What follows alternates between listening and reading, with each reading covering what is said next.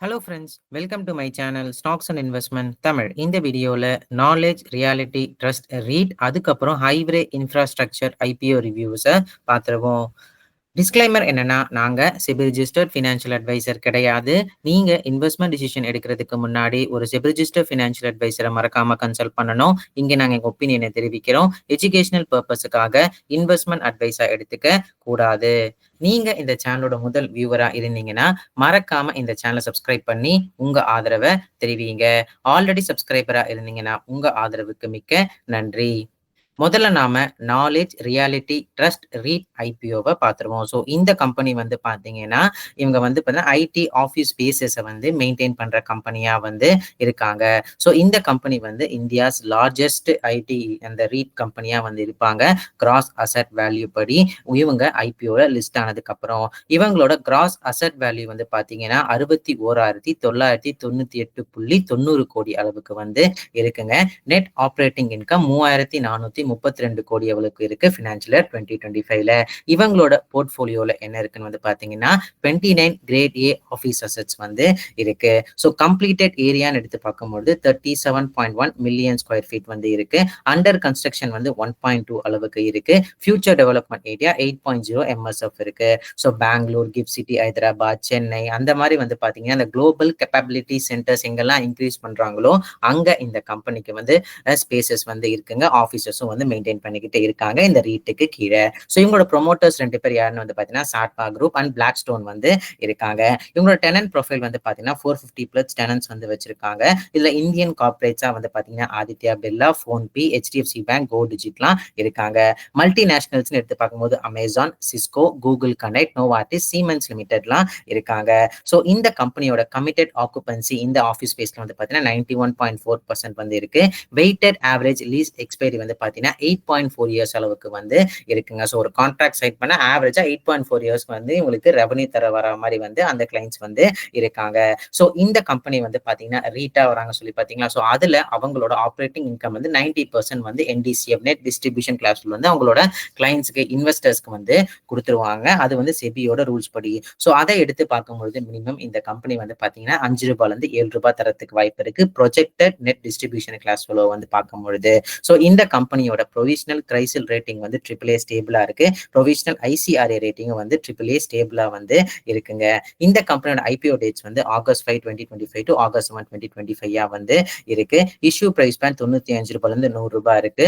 ஒருவேளை இவங்க 5 ரூபாய் 6 ரூபாய் டிவிடெண்ட் வந்து கொடுத்தாங்கன்னு கூட வச்சுக்கோங்க, பார்த்தீங்கன்னா ஒரு 6% ஒரு ஷேருக்கு வந்து இருக்குங்க. லாட் சைஸ் 150 ஷேர்ஸ் வந்து இருக்கு. டோட்டலா ஃப்ரெஷ் இஷ்யூ 4,800 கோடி. இதை எடுத்து அவங்க கடனை குறைக்கதா சொல்லியிருக்காங்க. ஏன்னா ஹைலி டெட்ஃபுல் கம்பெனியா இந்த கம்பெனி இருக்காங்க. இப்போதைக்கு GMP இந்த கம்பெனிக்கு எதுவும் தென்படல. ஓவராலா இந்த கம்பெனி எந்த மாதிரி இன்வெஸ்டர்ஸ்க்கு பொருந்தும்னு சொல்லி பாத்தீங்கன்னா, ரெகுலரா எனக்கு இன்கம் வரணும் அப்படின்னு நினைக்கிற, அதாவது டிவிடெண்ட் ஸ்டாக்ஸ்லாம் சில பேர் இன்வெஸ்ட் பண்ணாங்க பாத்தீங்களா, அந்த மாதிரி இன்வெஸ்டர்ஸ்க்கு வந்து பாத்தீங்கன்னா கன்சிடரபிளா வந்து இருக்கும். பிளஸ் இந்த மாதிரி ரீட்ல நம்ம நோட்டபிள் விஷயமா என்ன பார்க்கணும்னா, அவங்களோட டாப் லைன் growth எப்படி வந்து இருக்கு. ஸோ இவங்க வந்து பாத்தீங்கன்னா புது புது அசெட்ஸை வந்து ஆட் பண்ணிக்கிட்டு இருக்காங்களா, ஸோ உங்களோட கிளைண்ட் ரிட்டன்ஷன் ரேட் வந்து எப்படி இருக்கு. ஸோ இதெல்லாம் பொறுத்து தான் வந்து பாத்தீங்கன்னா இந்த மாதிரியோட ஸ்டாக்கோட கேபிட்டலோட அப்ரிசியேஷன் வந்து இருக்குங்க. காரணம் என்னன்னா, புதுசா ஒரு ஏரியா டெவலப் பண்ணாம, புதுசா ஒரு ப்ராஜெக்ட் வந்து ஆட் பண்ணாம வந்து பாத்தீங்கன்னா அவங்க டாப் லைன் ஃபிளாட் ஆகி அதே மாதிரி நெட் ப்ராஃபிட்டும் ஃபிளாட் ஆச்சுன்னா செபி ரூல் படி 90% வந்து அவங்க ப்ராஃபிட்ல இருந்து எடுத்து நமக்கு வந்து டிவிடெண்டா வந்து கொடுத்துருவாங்க.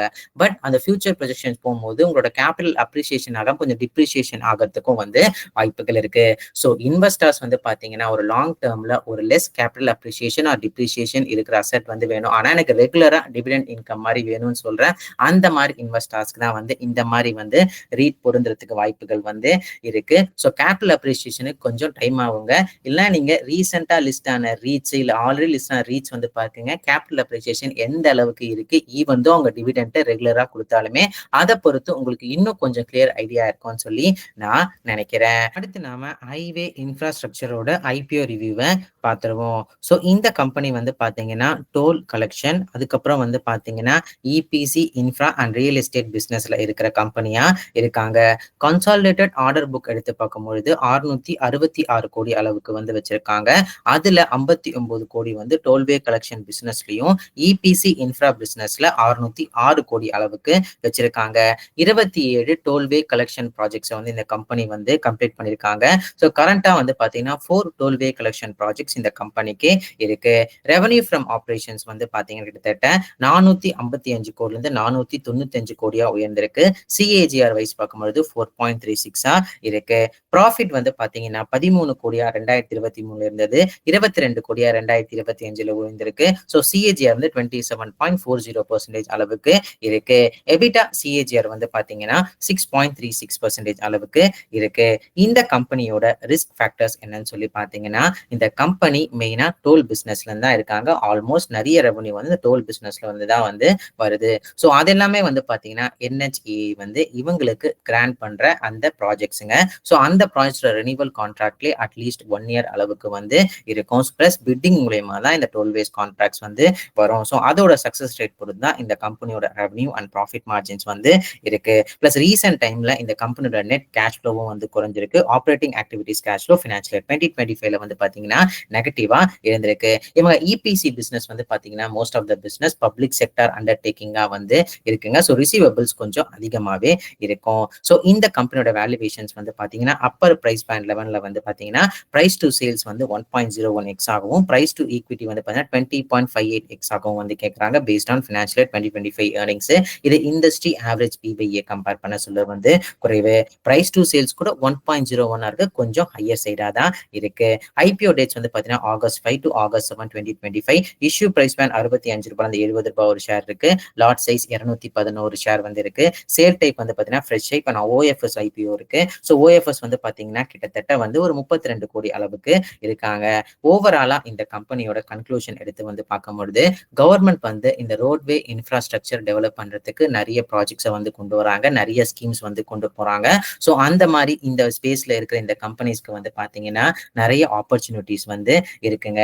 ஆனா இந்த ஹைவே ப்ராஜெக்ட்ஸ் எல்லாமே பிட்டிங் மூலயமா கிடைக்கிற வந்து ப்ராஜெக்ட்ஸ், அதை நீங்க மனசுல வச்சுக்கணும். பிளஸ் இந்த கம்பெனி கேட்கிற வேல்யூவேஷன்ஸ் எவ்வளவு கேட்கறாங்கன்னா ஆல்மோஸ்ட் 21 டைம்ஸ் earnings வந்து கேட்கறாங்க. ஆனா அவங்க டாப் லைன் growth வந்து வெறும் 4% சிஏஜிஆர்ல தான் வந்து உயர்ந்திருக்கு. ஈவன் தோ பாட்டம் லைன்ஸ் வந்து 27% சிஏஜிஆர்ல இன்க்ரீஸ் ஆயிருக்கலாம். ஏன்னா ப்ராஃபிட் வந்து நம்ம எப்படி வேணா மாத்தி காட்டலாங்க. ஸோ அதுக்கப்புறம் வந்து பாத்தீங்கன்னா இந்த கம்பெனி மோஸ்டா கவர்மெண்ட் டிபெண்டன்ட் ப்ராஜெக்ட்ஸ்ல வந்து இருக்காங்க. ஸோ ஓவராலா பார்க்கும் பொழுது வேல்யூவேஷன்ஸ் கொஞ்சம் ஸ்ட்ரெச்டு வேல்யூவேஷன்ஸா வந்து இருக்கிறதுனால இந்த கம்பெனி வந்து ஹை ரிஸ்க் டேக்கிங் இன்வெஸ்டர்ஸ்க்கு தான் பொருந்தும்னு சொல்லி நான் நினைக்கிறேன். வேல்யூவேஷன்ஸ் கன்சர்ன்ஸ் இருக்கிறதுனால. இதெல்லாமே வந்து பாத்தீங்கன்னா என்னோட பர்சனல் வியூ. நீங்க இந்த மாதிரி ஐபிஓலயோ ஸ்டாக்லயோ இன்வெஸ்ட் பண்றதுக்கு முன்னாடி ஒரு தடவை உங்க ஃபினான்ஷியல் அட்வைசரையோ இல்ல சிபில் ஃபினான்ஷியல் அட்வைசரை மறக்காம கன்சல்ட் பண்ணீங்கன்னா, நான் சிபில் ஃபினான்ஷியல் அட்வைசர் வந்து கிடையாது. இந்த வீடியோ உங்களுக்கு பிடிச்சிருந்தா லைக் பண்ணுங்க. ரெகுலர் வீடியோ அப்டேட் பெல் ஐகானை கிளிக் பண்ணுங்க. மறக்காம ஸ்டாக்ஸ் அண்ட் இன்வெஸ்ட்மெண்ட் சப்ஸ்கிரைப் பண்ணுங்க. தேங்க்ஸ் ஃபார் வாட்சிங் stocks and investment Tamil channel.